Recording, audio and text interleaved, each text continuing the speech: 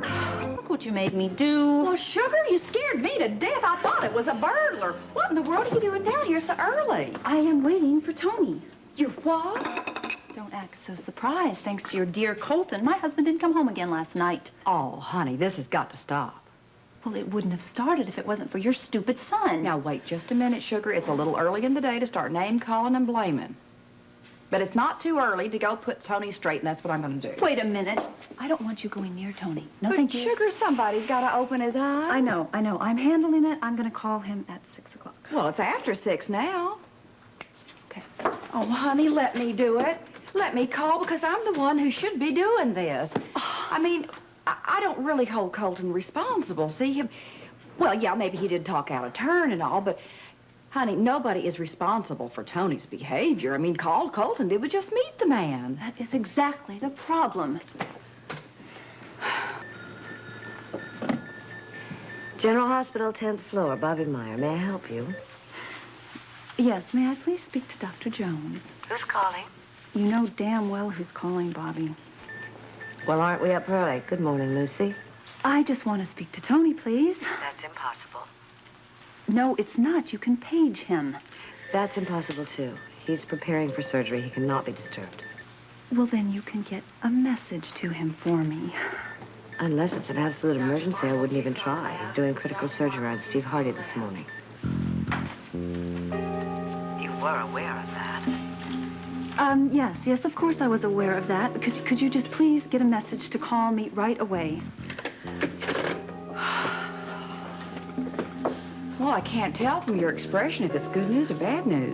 Well, it's decidedly good news, because if something were to happen to Dr. Hardy, then Tony would be next in line for promotion. Well, Sugar, it may be the hour, but I'm having a hard time following your train of thought. I'm going to get dressed. Where are you going? I am going to the hospital. Sorry to get you folks up so early. Oh, that's all right. There's a doctor in the family. You learn to expect irregular hours. And with 2 doctors in the family, we rarely complain. Yeah, and when it's 3, we'll never get any sleep. You don't have to put up a front for me. Who says it's a front? I'm still trying to absorb the shock. Why didn't you tell us, Dad? Why make a fuss, as you young people are so fond of saying? It's no big deal, right, Audrey? Oh, right. Good morning. Oh, morning. Morning. Hi. Got the whole family here, huh? Yes. Quite a send-off committee. Yeah, the best. Sure you want to make the trip? I'm positive. It's not too late to change your mind, you know. No way. I know what I want. On the day of my son's wedding, I intend to be walking.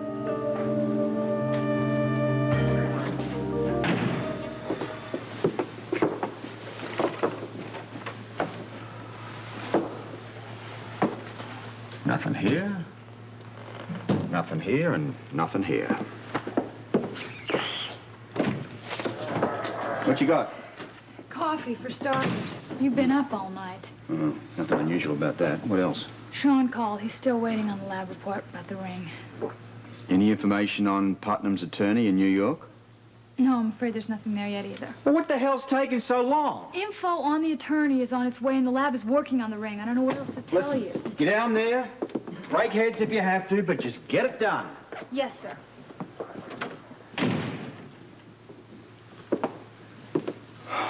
This guy's face has been plastered all over town. Nobody's come forward. You're out there, Putnam. I'd love to know where you're hiding.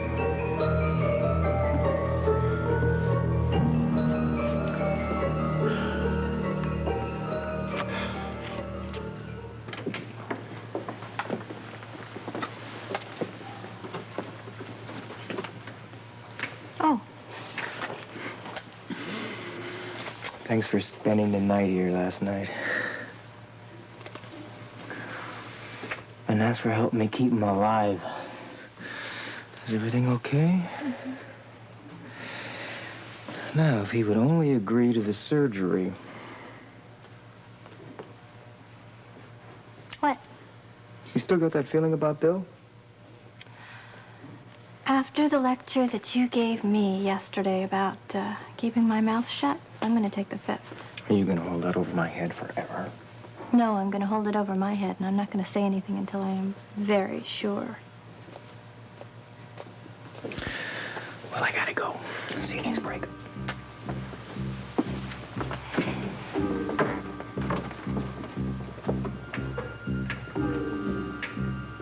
Why do I feel like I know you?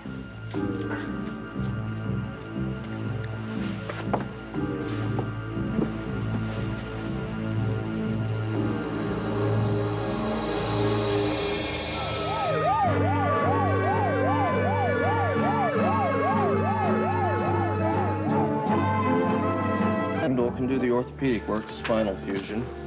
Dr. Connor will also be joining us in the operating room. I briefed him earlier. So shall I run through the steps again? No, I'm with you. Any questions on orthopedics, Bobby? No, nothing we haven't done before. But never on the chief of staff. We're on such a close friend. Well, we know the danger involved. One slip, and Steve could be paralyzed for the rest of his life. No one has to remind me about paralysis. I know that, but I think this team can handle the pressure. I hope so. It's a big responsibility. I don't think big's the word I was going to use. Well, if you can handle it, I'd like to know about it right now. Dr. Randall, I'm glad you're here. And Walt and Bobby, I couldn't think of better support. So thank you. Thank you, John. I know it's going to sound a little strange coming from me, but I'm real honored that you would ask me to be on the team. Great. Unless we have any other... we'll go on with the surgery schedule. Thank you. Okay. I'll take that, Tony. Thanks.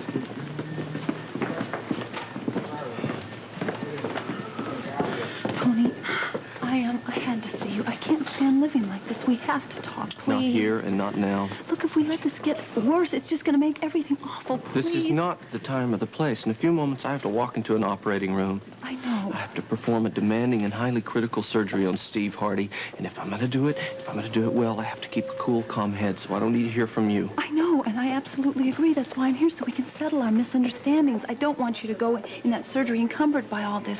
I absolutely agree with you. I know what you're saying, and I also know about hospital gossip, too. What does that have to do with anything? Well, if you even hesitate for 1 minute, then it'll spread through this hospital like wildfire. You'll be branded incompetent, and then you just won't get that promotion that I know you want so badly. What are you talking about?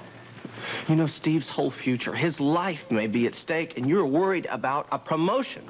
A meaningless, inconsequential promotion. No, I am not just worried about that. Tony, I am worried about you. I know exactly what you're worried about. You just said it, a promotion. It's the last thing on my mind. It is the first and only thing on yours. You don't understand. Maybe I don't.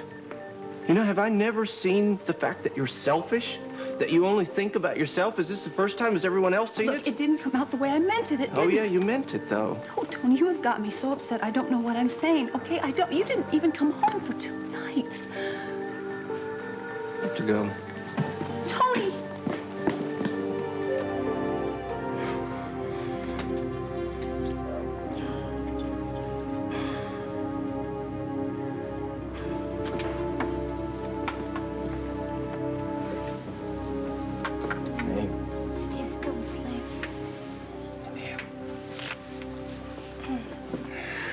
That's where you should be. Home and asleep. Listen, I didn't come in here to check on the patient. I came to check in on the nurse. I'm okay. You are terrific, but you're tired and you're overworked. Listen, I tried to pull some strings around here to get somebody to take over for you tomorrow, but it didn't work. Well, thanks for trying. Well, you could do the next best thing. Go home and get some rest. Oh, I think I'd rather stick around here. Because of him? Because of me? No. Steve Hardy's having surgery this morning. I know, I'm on the team. But there's really not much you can do right now. Well, I know, but I just feel better being here. You'd feel better if you went home and got some rest. Listen, do I have to report to Dr. Hardy mutiny here?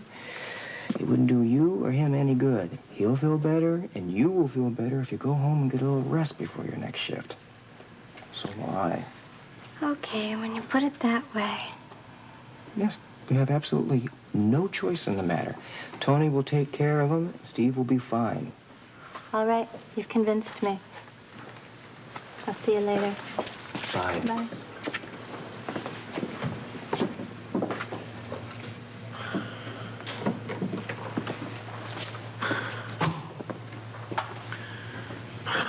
Good morning. Is it really? I think it'd be a great morning. Since you're still alive. I had a pretty close call yesterday. I don't suppose you'd care to share it with me. But you remember? You passed out.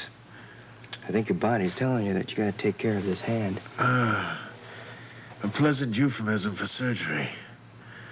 Yeah, well, I think you find it wouldn't be so bad.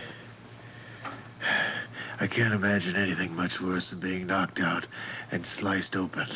Well, nobody's gonna slice you open. Actually, between your thumb and forefinger, we'll make a small incision. Interesting how it's always a small incision for the person doing the incising.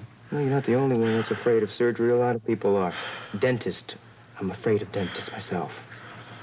What if something worse happens to me? It could. Especially if we can't get that infection out of your system. You know, some infections are tough. You know, they resist all our efforts and all our antibiotics. They just go where they want to go and move when they want to move. I get the distinct impression that you and your cohort, young Dr. Kildare, want me to have it done. Absolutely. It is the quickest and most foolproof way of getting that infection out of your system. It'd be painful. Well, you might feel a little discomfort around the stitches after surgery. Let's talk about during surgery, Doctor. You wouldn't feel a thing. We'll give you a light anesthetic. How long would it take? Oh, just wouldn't take too long at all. I mean, we could schedule you in the afternoon, and barring any complications, you could do one of your favorite things, roaming the halls by morning.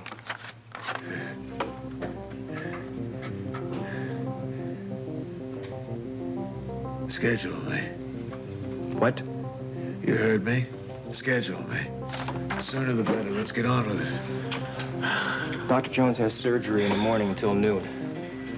Well, can't he shift his schedule around and take me first? No, he has the chief of staff, Dr. Hardy. You're telling me that now I've decided to go through with it, you're going to make me wait? Relax, Bill. We can make good use of this time. I'll schedule you for the afternoon. You've made a very good decision. That's a great comfort. Anything to get the hell out of here. Even half a chance of me finding in a fat mouth are going to ruin everything. I'm going to finish what I started, Robbie. I've waited a long time to get to you. Here's the lab report on the ring. And? We are in luck. It was purchased at Hoffman Jewelers here in Port Charles. So they were able to ID the jeweler's stamp, right? No easy task. They said the stamp was pretty worn. We know what has to be done next, don't we? Yeah, prove the ring belonged to Grant Putnam. Very good. Remind me to put you down for promotion. Now, if we can verify that that ring is Putnam's, that puts him in the house the night that Anna was kidnapped. I gotta get a car. Okay. Oh, hi, Sam. How are you? Robert, here's the report of his lawyer. No, I'm... Owens, Richard Owens. And according to the institution, Owens was the first stop that Putnam made right after he was released. Uh-huh. That explains why the first snowman's letter was postmarked New York City. Exactly. It's no longer supposition. All the pieces are finally falling into place. Okay. We know the jeweler. We know he has information, and the information is vital. On the other hand, I want to get to New York and talk to this lawyer. You can't cover them both. Let me take the jeweler. You mind? Are you kidding? Anna's life is at stake. That's the information you're going to go through it while I get onto the airlines. I want to shuttle out of here safely.